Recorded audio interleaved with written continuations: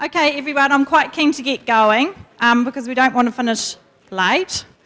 And this session, being the last session, is going to be the lightning talks. So we want this to be short and snappy. So what we're going to do, and they've put me on because I'm incredibly bossy, is that they've got 5 minutes for each speaker, and we'll be keeping to time. And then we'll have some questions at the end. So our first speaker for her lightning talk is Michelle Scott from Energy Cultures. Thank you, Sara. Okay, so I am going to spend the next 5 minutes talking about motivating efficient driving practices. So Janet briefly mentioned this this piece of work when she gave her keynote just in the last session. So basically, I'm sure we all know, but the main reasons to encourage more efficient driving practices here in New Zealand is that most of our carbon dioxide emissions come from road transport. And we've got a lot of light vehicles on the road, and they're quite old, as Janet said earlier on. So we've got an opportunity there to reduce our carbon emissions by increasing more efficient driving practices. There have been some studies about this, about encouraging this type of driving, that have shown that around 10 to 20% of fuel or carbon savings are possible when you drive more efficiently, and that doesn't come with an increase in trip time, so it's similar trip times. And efficient driving consists of things like anticipation, smooth driving, no harsh acceleration or braking or things like that. And it's been shown, though, that despite people knowing that they can do these things, they don't tend to do them. So we wanted to see, basically, how New Zealanders actually drive and how they think about their driving, and whether they even sort of knew what efficient driving practices were. So these were our sort of research questions. How do New Zealanders drive, and how can we motivate this sort of more efficient way of driving, and when and where are these opportunities for change? So we ran 14 focus groups across New Zealand. So there was some in Auckland, some in Dunedin, and some in rural areas, and ended up with just under 100 participants, as Janet mentioned earlier. And we had a broad age range of people, so people from 19 up to 86.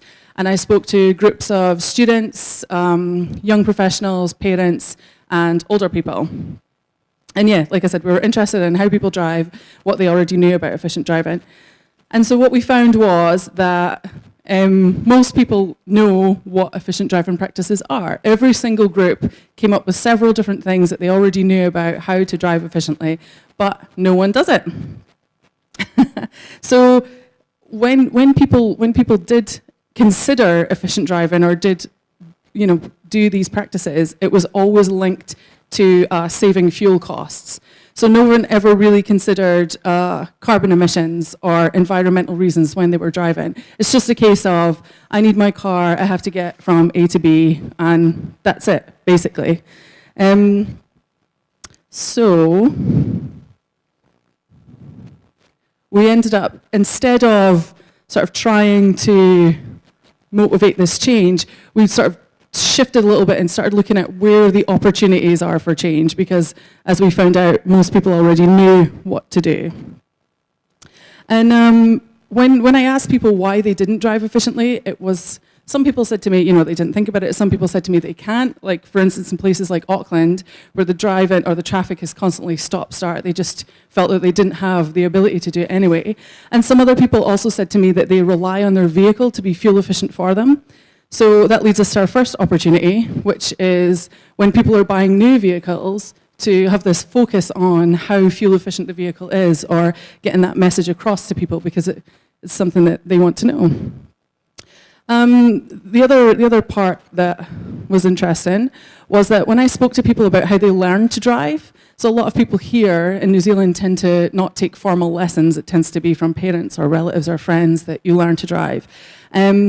And that a lot of people that I spoke to kind of felt that the driving test itself, wasn't diverse enough to enable drivers to deal with the variety of situations that they face. And a lot of people said that they would really appreciate advanced driving lessons, so for things like driving on gravel, driving in frost, hitching a trailer, all those things would be valuable skills for people. So that gives us another couple of opportunities there to encourage more efficient driving, and one is when people are learning, and one is this potential for advanced classes. The other thing that came up is that when people did have some sort of feedback in their car about their fuel efficiency, it didn't necessarily have to mean anything to them. The numbers didn't have to mean anything sort of meaningful, as long as they could tell that something was different. That led to a lot of discussion within their household. So people would compete with other people who use the car, family members would compete with each other to get lower fuel efficiency scores, and people would compete with themselves. So we have another opportunity here, maybe on smartphone feedback or in-car feedback, to show people when they're driving efficiently. And the final thing was that, as I've sort of mentioned already, people just don't even think about emissions at all when they're driving. So we have an opportunity here to explicitly make that link, to sort of get that message across. Yes, and basically that's our final finding. So we have a range of opportunities here. So thank you, very short. Thank you, Michelle. I know there's heaps of exciting work that you've got to tell everyone, but we're going to move on right now to Mary Jo Lavelle, who's going to talk to us about adopting the Energy Cultures Framework.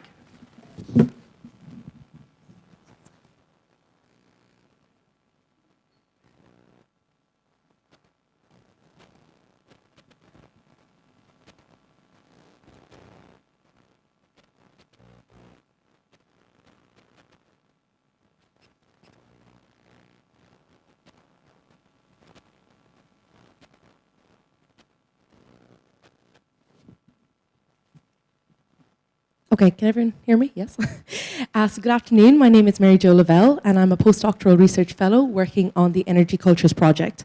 Today, I would like to very briefly discuss the application of the Energy Cultures framework as a lens to explore consumption behaviour across Ireland. So the data I will discuss formed part of my PhD research activities in Ireland, which involved an administered survey of 1,500 households across 3 case study regions on the island. And just to point out that this research was conducted as part of the Consensus Research Project, which was a large-scale 6-year collaboration project between Trinity College Dublin and the National University of Ireland, Galway. So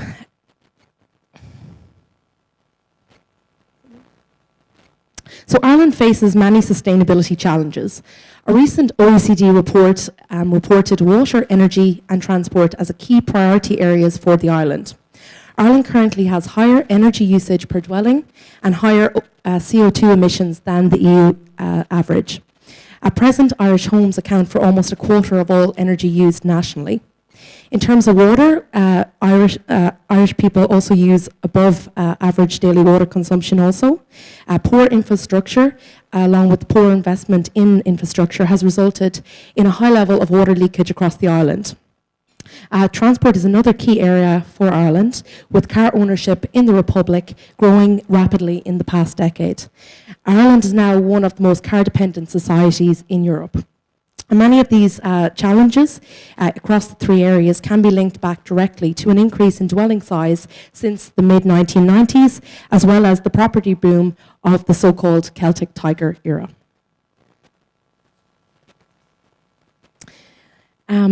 Okay, so just in terms of sustainable consumption policy, to date, Irish policy has tended to focus on economic and communicative solutions, so taxes, price incentives, and awareness campaigns. And really, as we've seen across many papers over the last day and a half, people are not as rational as the economic and rational assumptions would make us believe. Also, communicative messages and increased information do not necessarily lead to behavioural change. So policy must recognise that consumption behaviour is shaped by contextual factors as well as wider structural features. So adopting the Energy Cultures Framework approach can provide a more holistic approach to understanding behaviour change in an Irish context. So very briefly, let's explore a very crude, and I apologize to the Energy Cultures team who have done many papers on this, but a very crude overview of the energy framework to explore norms, practices, and material culture for the Irish context. Okay, so Ireland's transport fleet is comprised of relatively new and efficient cars. Emission-related motor taxation and strict national car testing for older cars since 2008 has resulted in a number of older cars leaving Irish roads. In terms of EVs, the uptake of EVs has been extremely slow to date, despite financial incentives by Irish government. Approximately, there are 500 EV vehicles registered in 2014. Ireland has announced a policy target of 10% electric cars in the national fleet by 2020, so there's a long way to go to achieve that yet.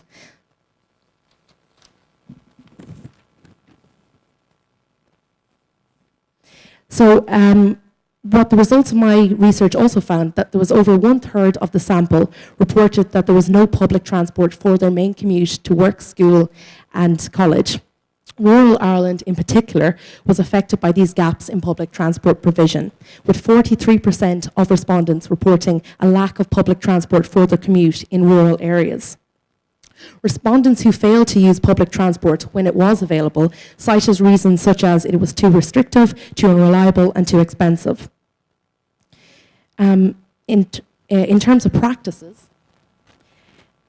practices, our results of my survey found that the most frequently used mode of transport was the car, with 71% of respondents reporting this was their main mode of transport to work, school and college.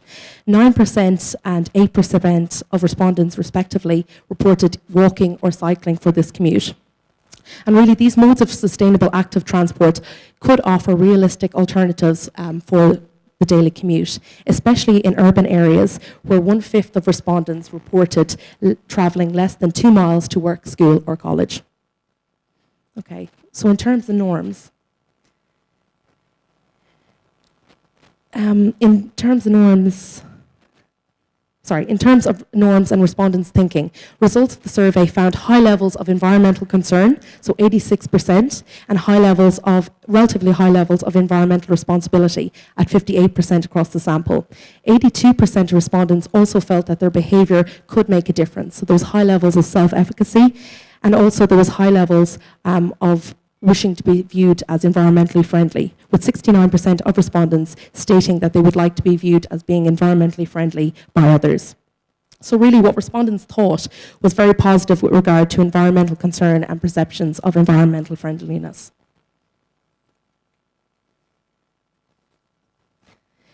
And I just want to add, in terms of external factors, the context during which the survey was conducted is important to bear in mind. This fieldwork was carried out between 2010 and 2011 against a backdrop of an economic recession. So with the burst of the so-called Celtic Tiger, there was a reality of job cuts, reductions in public spending, and wages emerged. So to conclude, in order to achieve a shift towards sustainability, there is a need for more holistic policy approaches. Consumption behaviours do not happen in a vacuum. External factors must be considered. We need to look at how consumption behaviour is embedded in specific cultural and social contexts. So by thinking about the wider system that shapes the way we live, the Energy Cultures Framework identifies a host of opportunities to make radical transitions towards sustainable consumption. Adopting the Energy Cultures Framework has the potential to develop long-term action plans for sustainable consumption in an Irish context. Thank you. Sorry for going over. Great, thank you, Mary Jo, and it's lovely to see the Energy Cultures Framework in the Irish context, which I hear is becoming very popular to get a passport from at the moment. Moving on now, we have Scott Willis, who's from Blueskin Bay, one of my favourite places in the world, and Scott is from the Blueskin Resilient Communities Trust.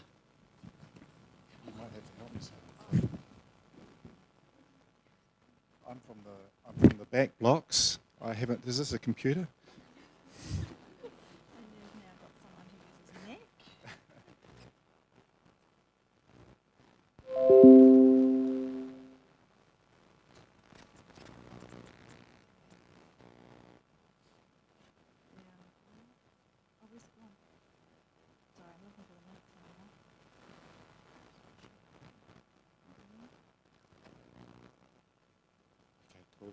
I'm the manager of the Blueskin Resilient Communities Trust.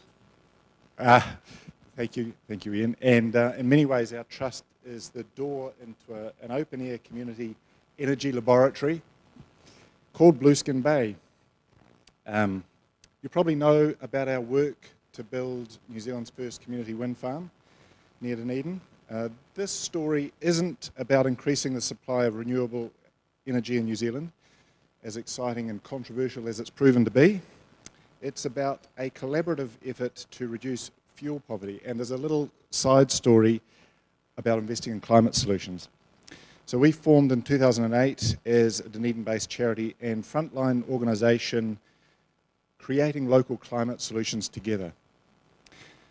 In 2009, we facilitated a great big pilot of the Warm Up New Zealand program, and that reached over 400 homes in just under 4 months, or just over 4 months. So that was a ton of insulation provided by ECA.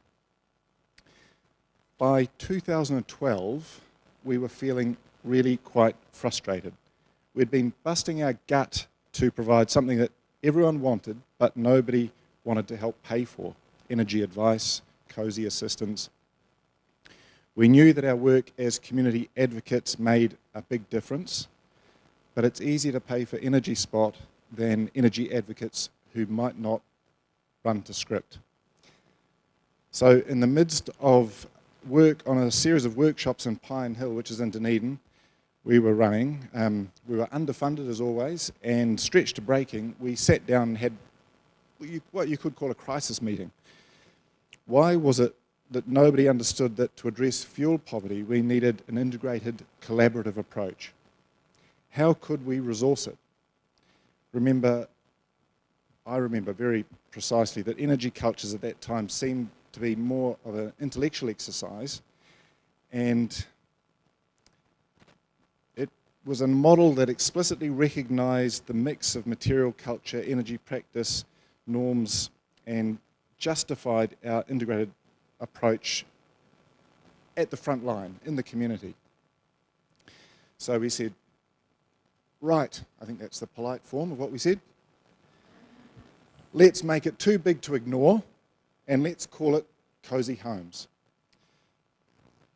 So we spent the next 8 months knocking on doors, and eventually we secured support and help for us to help to organise a citywide symposium on Cosy Homes. That took place in September 2013, and 76 stakeholders agreed on the use of the Energy Cultures framework and the vision that every Dunedin home will be warm and cosy by 2025. Over the next 2 years, a steering group with advisors worked to develop a work plan, a constitution for Cosy Homes, and a startup funding. In February this year, the first project manager was appointed. So this is really a story of Cosy Homes, not in what Cosy Homes does, but what Cosy Homes is. The Cosy Homes board consists of city stakeholders. So the chair is Dunedin Mayor Dave Cull. I'm the secretary and treasurer for my sins.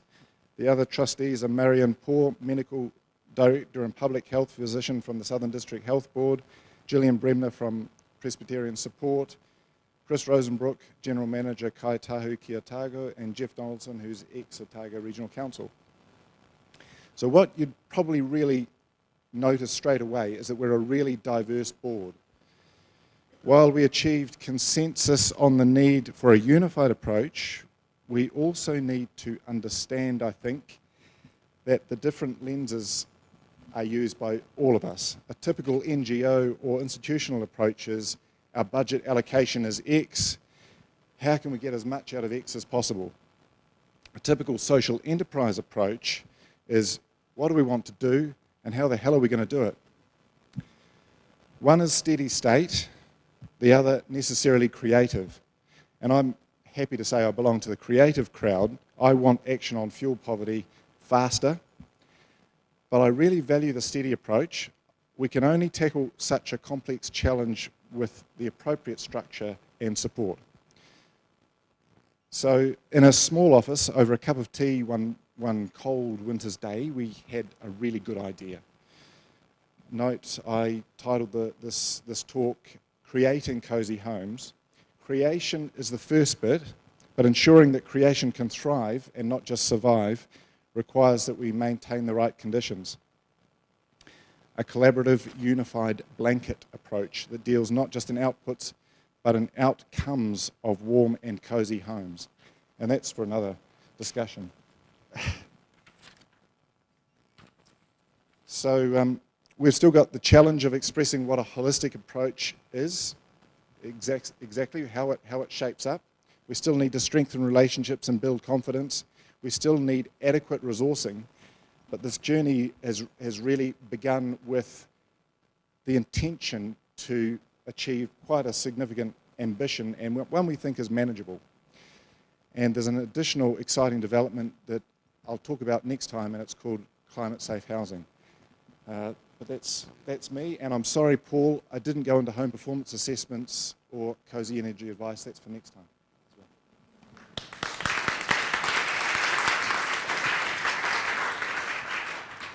Thank you, Scott. I'm sure we're all going to look forward to the next time. And we've had lots of conversations here over the 2 days, oh, sorry, that's mine, about energy poverty.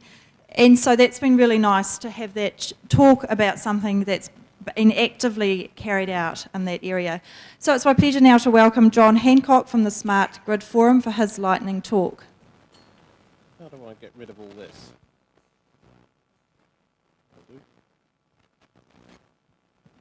Right. Good afternoon, everyone. Now, for those of you in the room who are a little bit younger, we're going to do something quite radical, but it's okay. I have experience in this. I'm going to do a presentation without using PowerPoint. I'm aware that it's possibly the first time some of you have ever experienced somebody speaking in front of an audience without using PowerPoint. But my father told me that actually some great orators have actually done this quite effectively through history. So we'll see how we go. Yeah? I did just want to say thank you very much to Janet for inviting me here. I must say it's incredibly flattering to be invited to present to an academic conference when you're not an academic.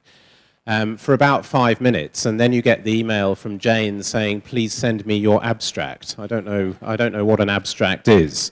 As is probably obvious from the title of my 5-minute talk that's now about 4 minutes, 30 seconds long.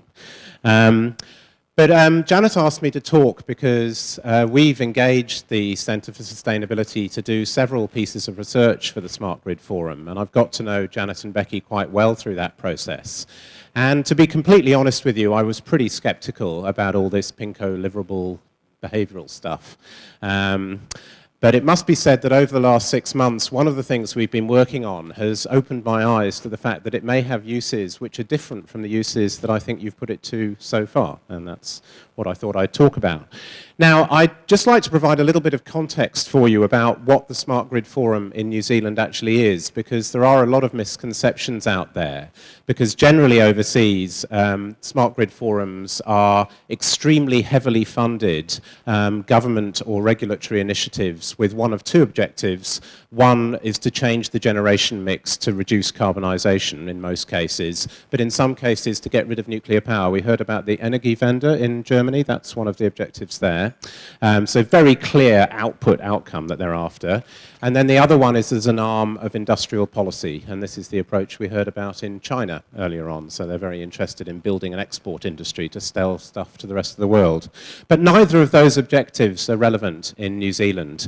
And in New Zealand, we're an independent advisory group to the Minister for Energy, and there was a newspaper article the other day which described us as a well-intentioned collection of industry boffins, which makes us sound like a gift set of ornamental hobbits, I was thinking. It's a little bit unfair because it's not an industry group, it's actually a bit broader than that, and it's nice to see Guy here. It's actually getting quite close to the notion of a sort of collaborative multi-stakeholder group. So we have academics, consumer representatives, appliance manufacturers, and the like. Anyway, one of the things that we've been asked to look at is how is New Zealand's smart grid tracking relative to other countries? And when other countries have asked questions like this, the answer has always been 72.3. And this is because when you're looking at an initiative which has a very clear outcome in mind, generally people go to the things that are very easy to measure. So they'd look at the percentage of houses with smart meters, or the percentage of houses with solar panels on the roof, or the percentage of generation that's generated by nuclear power stations. And it's very easy to see whether or not you're doing what it was you were set up to do in the first place. But that's really not the context here.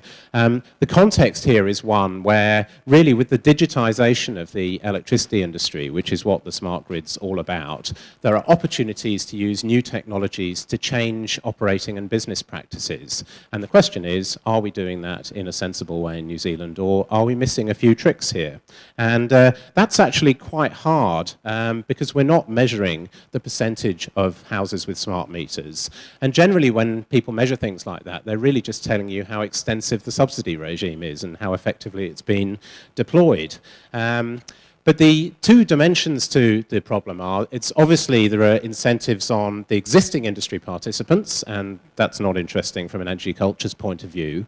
But the other one is around the democratization of energy. So that's that really what we're facing is the end of Thomas Edison's economies of scale. So for the last 100 years, economies of scale in the electricity industry have been so large that even the world's greatest entrepreneur decided it was better to generate electricity remotely at scale and reticulate it to the masses.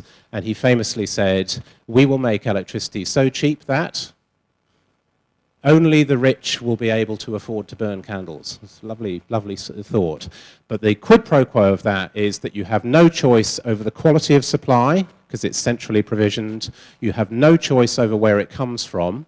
And the one thing you do get to choose is what you use it for. But interestingly, as the costs of some of these edge technologies falls, that's no longer true. And people have the ability to make trade-offs. They have trade-offs between, do I do it myself, or do I buy it from the middle, or do I do a bit of both? And when do I do it, and how do I do it, and what do I do it?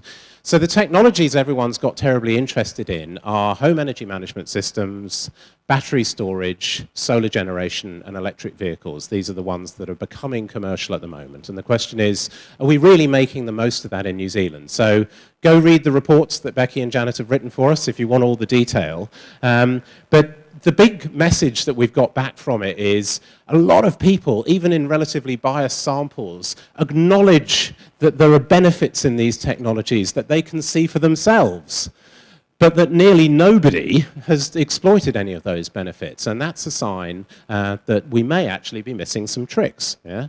And that got me thinking, and I thought, well, you know, how do you make any sense of this? Because it's not like the energy efficiency thing. It's not like the decarbonisation thing. We don't want everybody to rush out and put solar panels on their roofs. What we want is for them to rush out and have a look at whether solar panels make sense for them. And that's a behavioural dimension that may ultimately wind up changing the wider behavioural environment that we have for energy choices in New Zealand.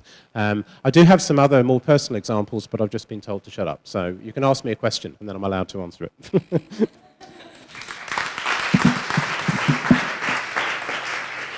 Thank you, John. I enjoyed that not being PowerPointed too, so thank you very much. And there is time for questions at the end as well. So our final talk for this afternoon is from David Rees, who works with us in the Energy Cultures team as well as in a consultancy called Synergia. Hi, so you can relax. I've gone back to PowerPoint, but only 3. And I'm only a little bit of an academic because most of my life is running a consulting and research company called Synergia, which I set up with a few colleagues in the mid-90s, and for the last 3 or 4 years been working with the Energy Cultures team. As you can see, I'm building on what Barry talked of, the government policy, which apparently is going to give us 64,000 EVs on the road in 2021. Now, one of the things that I'm a systems scientist as a background, so one of the things I'm well aware of is that most of us are very good at describing the here and now, but absolutely useless at describing how things are going to change and evolve over time. So I'm going to say, well, it may be a great aspiration, but is it plausible? Well, firstly, if you think about it, what we're trying to do is emulate the Apple iPhone. You know, if you look at the graph on the left, this is basically the growth target that Simon Bridges is aiming for, basically 1,000 to 24,000 in 5 years, doubling every year, which, while the quantum is different, the rate of growth is identical to the iPhone.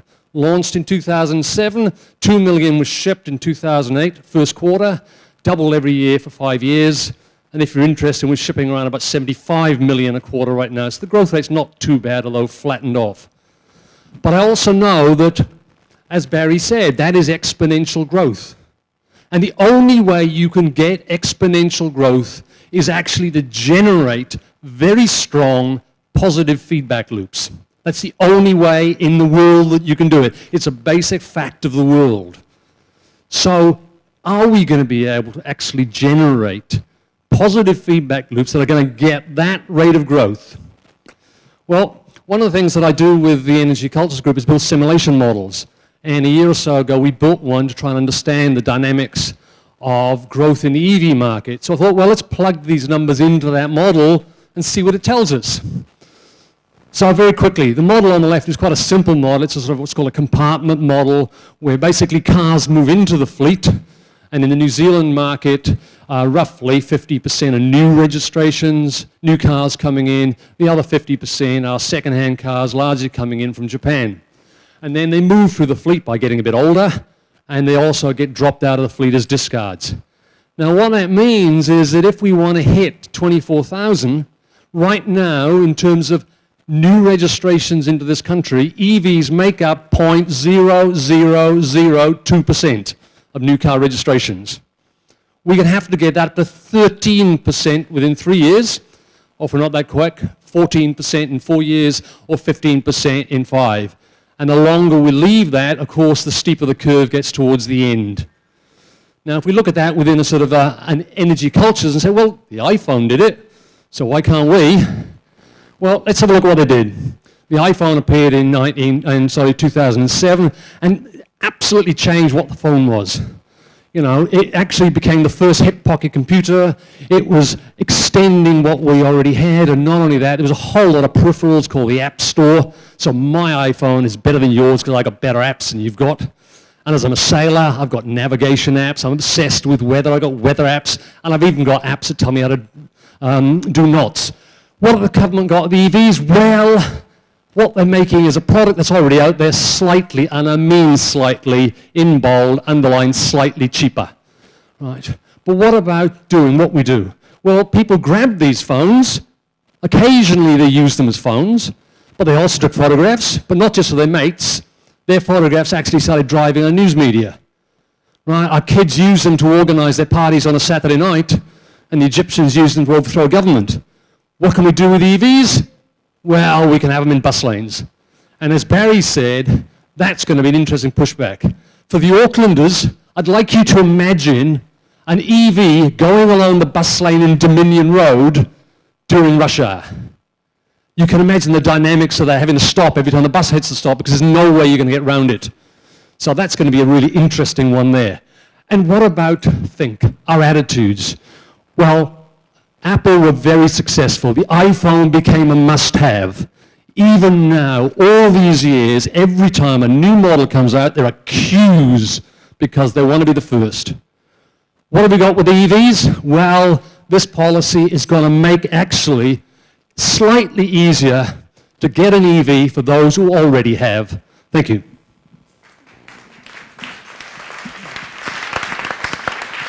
Thank you, David. That was really quick. I hadn't even expected it to be finished. Right, can I please ask all 5 speakers to come back up? Now, we've had quite diverse topics, so we'll take lots of questions that I'm sure you've all got for our lightning talkers. And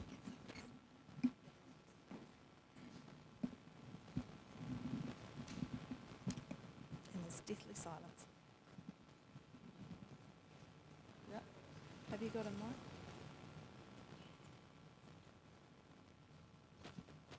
Don't all speak at once. Oh, thank you, Janet. Thank you, everyone. That was wonderfully stimulating. I want to hear John's personal story. So is somebody going to hold up a card saying, shut up, you're not allowed to finish your story? Right, so my decision to buy an electric car is the most extensively documented purchasing decision in the history of the automotive industry. So last year, a friend of mine said to me, it'd be a really good idea if you got an EV. And I said, don't be ridiculous, I can't afford one. And then I thought about it, and as a high-profile consultant in the electricity industry, I thought, actually, that's quite a good idea. I could probably get quite a lot of mileage out of the story. So I decided to run an article about whether I should buy an EV in my blog and share the problem with my readership, which is basically the electricity industry. And it was a really good idea. So 4.5 months later, we finished that series of weekly blogs on whether I should do it. And everyone had given me advice on whether this was a good thing to do or not. And we looked at all the externalities and TCO and the whole works. And I pretty much got myself to the stage where it's probably going to cost me about $2,500 a year more than the equivalent ICE. And I'm pretty happy with that. And I went out and thought, right, better buy one. But there is no way I should be doing something like that unless I change my light bulbs at home, which I've been thinking about doing for the last 5 years. Yeah. But it's very interesting that having got interested in this material thing of buying a new EV, and I was absolutely clear about the fact I wanted to do this, but I thought I cannot do this rationally, because it is a waste of money, objectively, and I'm happy with the externalities. But I really should have changed my light bulbs 4 years ago. But it was interesting what started my behaviour change. So that's the story. The other story, actually, now I've got the microphone. Unlucky everyone. We had the secretary of the Norwegian Electric Vehicle Association here earlier in the year, Christina Boo. Several of you might have seen her. This is amazing, right? Norwegian, Scandinavia, it's everywhere, isn't it? So the Norwegians, very famously, they have amazingly high levels of EV uptake, and they have amazingly high levels of EV subsidies. And these two facts are not unconnected. But interestingly, they have very similar levels of EV subsidies to some other countries. And that's the interesting question, is why has it gone so well in Norway? And the answer is an energy culture's answer. It's something to do with this virtuous cycle between individuals influencing other individuals, and then the sort of groupthink changes. Is that a good way of describing the framework? Anyway, so Christina, when she was here, she said that she has evidence that every single EV owner influences 6 other people to buy EVs, not to evaluate buying EVs, to actually buy EVs. That's absolutely amazing. And I said, well, that's interesting, but it couldn't possibly apply in New Zealand. I've influenced 4 other people to buy EVs just by me having one and talking to them and letting them drive it. So it's interesting. Maybe the framework works. Who knows? The 10%? No. I mean, there's nothing, and it's not about the money. That's the thing. They're too expensive at the moment. Oh, yeah. Yeah, right. There's no kickback. Another question for someone else. I have a question for Scott. I'm really interested to hear a little bit more about the Cosy Homes initiative, because I'm guessing if you're in the Dunedin area, probably the kind of awareness and the drivers are not such a big issue. And I'm just wondering if you could talk a little bit more about how this very diverse group of stakeholders has started to engage in action. It has taken a long time, and it's been really interesting working. We're really lucky to have the support of the Community Energy Network in New Zealand, and Dunedin has been a bit chaotic in its approach to addressing fuel poverty because it hasn't had a strong enough social agency dedicated to working on that issue.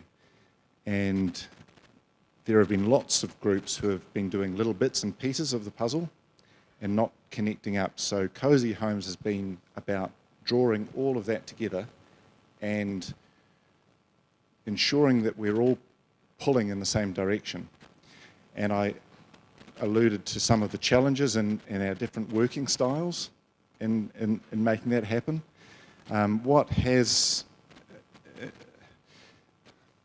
What's really interesting to me is that the trust that I work for started out of a community workshop, and it's still a dynamic but edgy beast. So one of my desires as a trustee when we set up Cosy Homes was to ensure that the first employee didn't have to go and hunt for their own salary and had a budget to work with. So that is a nice structured approach that we've learnt from over time. So since we've employed the project manager, she has got a fully formed work plan that has been adapted since she was engaged, and she's got a lot on her plate, but now the willingness, building the confidence in the community that there is somebody who is going to do that, not do everything, but hold that space open. That's the critical thing. So when we do actions now that we've been doing ever since we established, when we give energy advice, home performance assessments, we're starting up healthy rental certification soon, we call it Cosy Homes Actions. Cosy Homes doesn't pay for any of it, but it has that moral authority to keep that space open. And that's what we encourage every other organisation to do, not to go off and do things in their own corner, but to try and send the message that we're working on this task together. So I don't know if that answered your question, but yeah. I have a short comment here regarding the Nordic countries and the praise that they get for the energy policy. And I think that Norway has done very much to gain the EVs. And in Sweden, we have seen a very, very slow growth in EVs. And this is because we have an automobile production industry.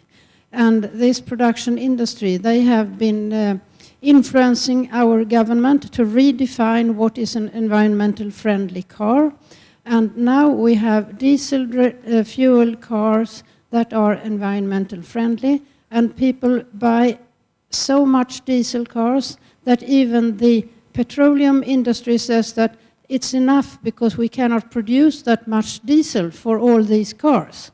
So we really have a mess of redefinitions when it comes to environmental friendly driving. And I think that this should really be put in focus, that there are counteracting factors that are very, very strong also in our countries.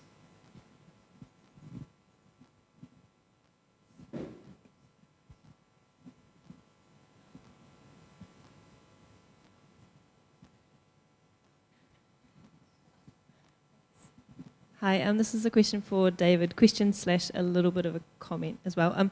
You mentioned the thing about the positive feedback loop and the iPad. And just thinking about iPods and how initially they had white earphones, which meant that it was visible that you had an iPod and that it was different to a normal kind of in-your-pocket music player. And the iPhones looked so different. Do you think part of the issue with EVs is that unless you're a car buff, they don't look that different, and that we need a way of visibly getting that feedback that there's more EVs on the road?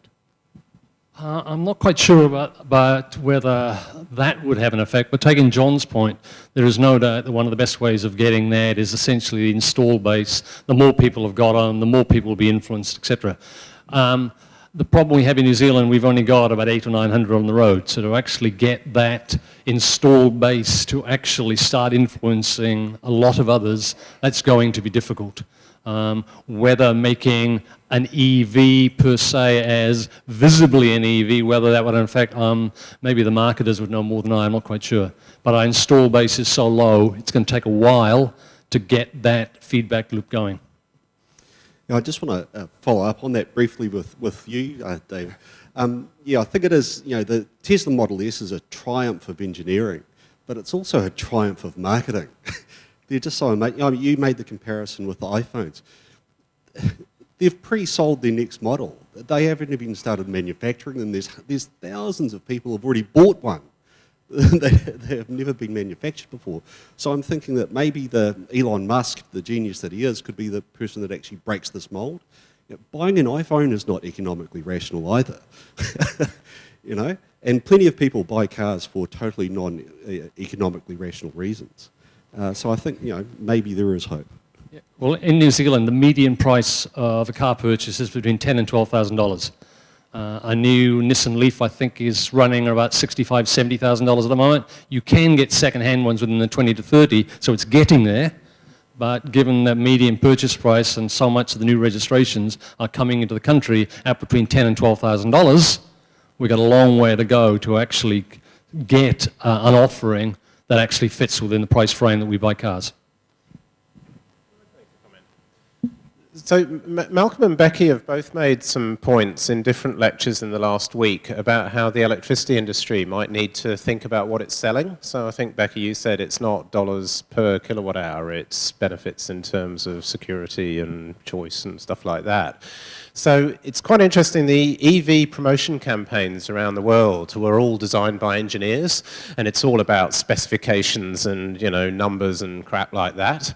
The Canadians have done some lovely work in British Columbia, and we had a guy here last week, and their EV promotion campaign is called Emotive BC, E-Motive BC, and there's a lovely video on their website where they talk to EV drivers and their families about what it's like being in an EV, and these are cars that are identical to normal cars, yeah, and they talk about how quiet they are, how exciting they are to drive, how it makes them feel, and there's, you know, it's not like watching Top Gear, yeah? It's a very different thing. So these cars are really different from driving a petrol car, and I don't think you've ever driven an EV because you're evaluating it the way you'd evaluate another car, but they are completely different as an experience, and I think that's the opportunity. And as I've got the microphone, I have another story about this. So I spent 4 months sharing through Energy News, who's sitting in the corner over there, my experiences of whether I should buy this thing, and we looked at every externality under the sun. The biggest pleasure I've had from driving an EV is that I get to talk to my son's friends, yeah? Any of you with children know that when they get to a certain age, they are not interested in anything you've got to say. They're not interested in anything you've got to say for 2 reasons. Number one, they're not interested in what you're interested in. And number 2, if they are interested in what you're interested in, they know more about it than you, so they're not interested in what you've got to say. Yeah? An EV is like an iPhone with wheels. Yeah? It is absolutely fascinating, and they don't know anything about it. So I've had the most lovely conversations with these guys about the car, about how it works, about the economics, about spot price electricity, about, you know, peak pricing. It's been absolutely fantastic. So it changes the conversation completely. It doesn't have to look like the Jetsons in order to be a transformational thing. And I think that's the point about these things could take off a hell of a lot faster that Jim was making earlier. You know, if something happens, then you might well get the exponential take-up. So it may yet happen. But you might not need government policy for that to happen. It might just happen anyway. So, can I add to that? Sorry. I was struck when the Leading the Charge road trip called into Waitara. There's a number of people that organised some of the EVs out of town to come and meet them and drive in, and 17 EVs turned up. Most of them Nissan Leafs, but there were a couple of 3 retrofits, and there was a neat road train into town. There's been a lot of discussion in Salsa Club about the benefits of doing a retrofitted car or buying and debate, quite vigorous debate. Why do you want a Leaf for? The batteries are no good. You want to get a retrofitted car, you can have 400-kilometre range. All of these debates have been happening under the surface in the community for a long time. And one of the members of our Salsa Club bought a Leaf after obviously resolving the debate recently, and I noticed in Sunday's market, she was down at the market offering free rides to people who want to have a go in a Leaf. She's proselytising the value of an EV, and it's not a remarkable vehicle, it's a pretty ugly vehicle, but it's really cool, you know, it's really cool, and people want to go for a ride in it, and I think all of this is happening despite the government's EV policy being a damp squib. You know, this is happening anyway because people want it to happen. I don't know whether it's actually going to take off, but it's a really exciting space to watch despite the most unfriendly policy environment we've got for it. Hi, my name's Ange. I'm one of the Massey University students here at the moment. Just following on exactly from what all the speakers have been saying, Drive Electric has, which is EV enthusiasts in New Zealand, has a Facebook presence, Facebook page, and apparently early last week there's been quite a big surge in demand for EVs in New Zealand. So Steve West, who's the ChargeNet chap who's one of his businesses is installing the rapid chargers. He put an entry on either Drive Electric or ChargeNet, so they're both well worth looking at on Facebook, saying, look, there's been this surge in demand. Please, are there any importers, distributors out there in New Zealand who are bringing them in, can bring them in, etc. And when I looked back then early in the week, like as soon as he put it up, basically, there's like at least 6 responses from importers and distributors. We're bringing them in. Yes, we've got this, we've got that. We're bringing them in. So just what you're saying, Scott, and other people, it is happening, and it's happening whatever the policy is or isn't at the moment.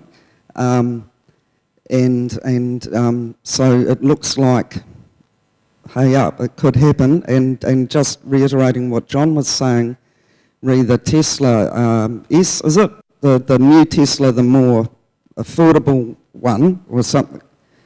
Thank you. And this was said on Monday last week at the symposium. 400.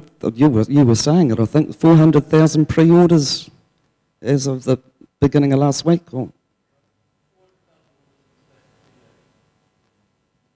So there is interest.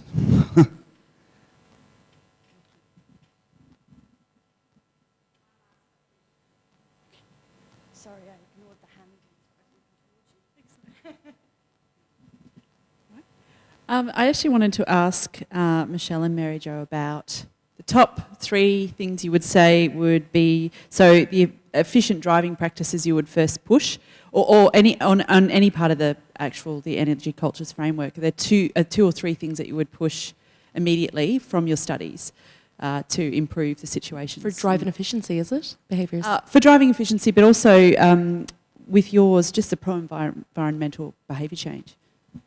Well, I suppose from an Irish perspective, based on the data I collated for my PhD, what was really emerging was the lack of infrastructure. And I'm just thinking in terms of individuals commuting to their place of work.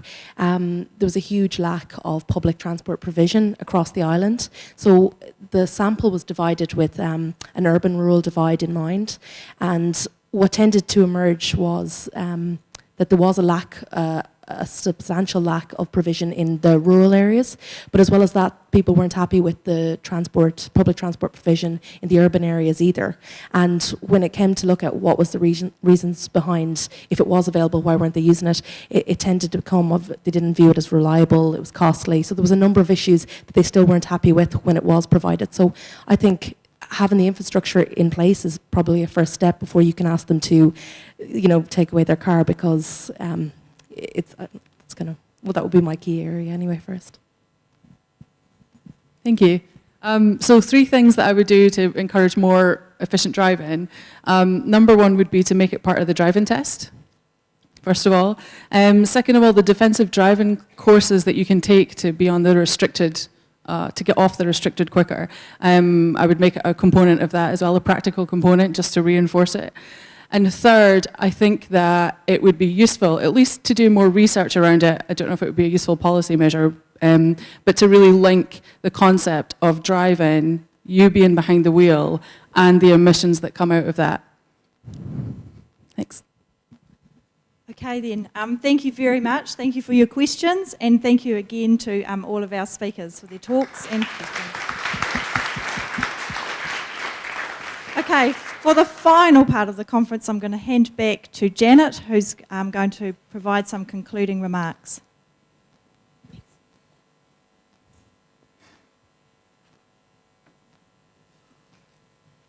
Well, what a great 2 days. It's been fantastic. It's been really heartwarming, I think, for me and for us as a team to have such great conversations with all of you, to have an opportunity to share our research, our insights, and also to gather the wealth of your research and your insights. A few things that have really struck me over the last couple of days, and one is how many theories we've been using and talking about, and I mentioned this right at the start, but I've seen everything from the reasoned action approach, time geography, social psychology, political theory, structural change, behavioural economics, and others. And people have been using methods to investigate these questions of behaviour and transition, such as very straightforward, very normal for social scientists methods, such as interviews and quantitative surveys, Q methodology, time use, diary analysis, engineering, system dynamics, post-structural discourse analysis. I hadn't heard of that one. That was fun. Lots of action research, choice modelling, etc. So really a wide range of approaches and a wide range of specific methodologies used to investigate behaviour and transition. And I think, to me, part of the message here is that we need all of this and more to understand the complexity of the challenges and changes that we're going to have to go through over the next few decades. And the size of the challenge is absolutely huge. So we're facing, as energy researchers or people interested in energy, energy is going to be absolutely critical to climate mitigation. Climate adaptation is part of that big story, and there'll be trade-offs between the two, as we've heard.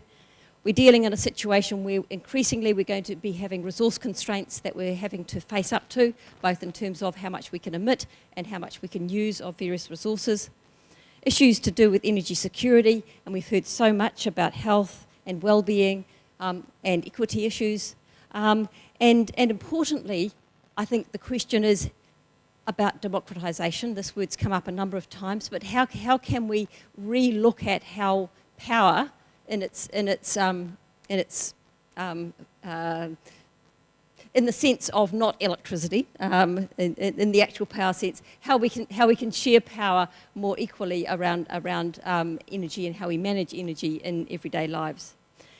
And part of that, I think, is about the sites of transition where this is happening. So we're seeing it transition happening or going to happen within electricity grids, roads and other infrastructure. We're seeing it within our mobility systems. We're seeing it amongst households, communities and collectives. We're going to be seeing it most certainly amongst industry incumbents, and we've had some interesting discussion about the impact of these changes on industry and the emergence very likely of new business models and new business entries into parts of the system where they haven't been before. But I think what's really interesting here is that when you look across the kinds of changes we've been talking about, which are both to do with improving people's comfort, but also looking at additional ways that homes may be used as sites of energy generation, of sites of energy storage, of energy exchange, and of also sites of powering mobility, what seems to be happening here is a convergence of a whole lot of aspects of daily life which have previously been well removed from us and well removed from our control as consumers or householders, suddenly converging or gradually converging on the site of the household. And to me, this is really potentially quite revolutionary, and it's really only just been occurring to me in the last little while that this is something we may be seeing, and thinking about what are the implications of this, both for households as individual units and households as collectives of prosumers or other forms of collectives. So those are my random thoughts after 2 days of lots of stimulating discussion, and there are lots more I've put here that I'm not going to talk about because we don't have time. Where I want to finish mainly is two things, and one is a bunch of thanks, and the other is to say where to from here. So I'd like to just start off by thanking all of you for being such a great audience and participating in all of the discussions, and particularly our international visitors who have travelled a very, very long way to get here, most of them, and are probably still suffering from jet lag even as we speak. And we've really appreciated you, and I know our audience has also appreciated you. I've had a few people come to me and say, how do you get so many amazing internationals into this place at one time? So you've really buzzed up a lot of people here. I'd really like to thank the Energy Cultures team as a whole. There are two people who are really our kaumatua, our elders within Energy Cultures, who are both not here, Jerry Carrington and Rob Lawson. If they were here, you would be enjoying their company no end. Neither could be here. Becky and Debbie, thank you so much for coming back from the UK for this. It's so special.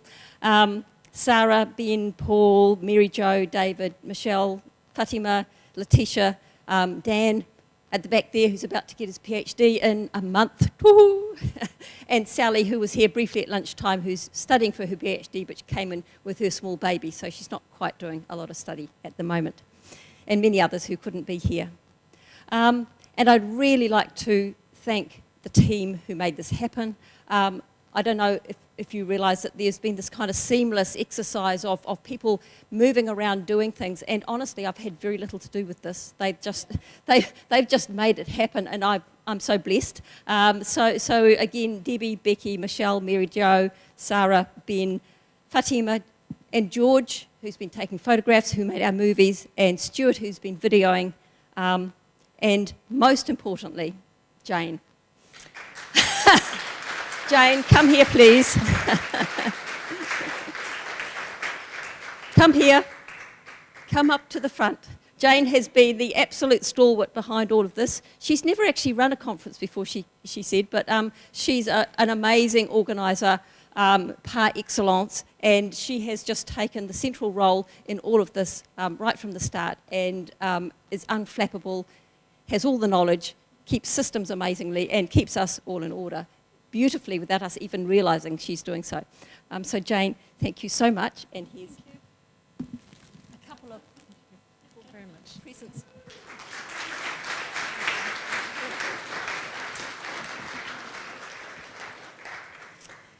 Okay, so what's next for us? Well, with the research project, we finish on the 30th of September in terms of our funded research. There will continue to be outputs after that.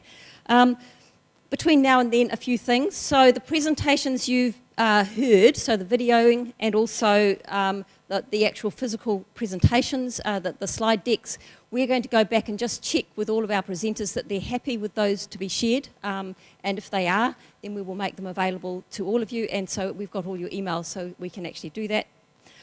What we'll also do is to send you a link to all of the publications that we've put out in case you want to follow up on any of that.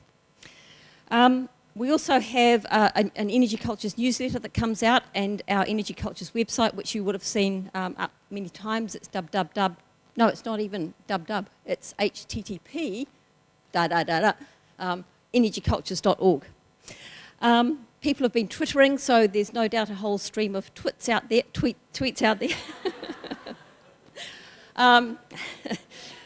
And we do, if you sign up to our Energy Cultures newsletter on the website, you'll get updates on what's happening with the team. And finally, as well as various academic outputs out of this research, we will be producing a series of policy briefs between now and September, which are really looking at what are the policy implications of the work that we've done to now. I think that's all, apart from one message from Jane. When you go out the door, please take your badges off and put them in the box, and we will reuse them at our next conference. Thank you all very much. I hope you've enjoyed yourself, and I look forward to keeping in touch with many of you.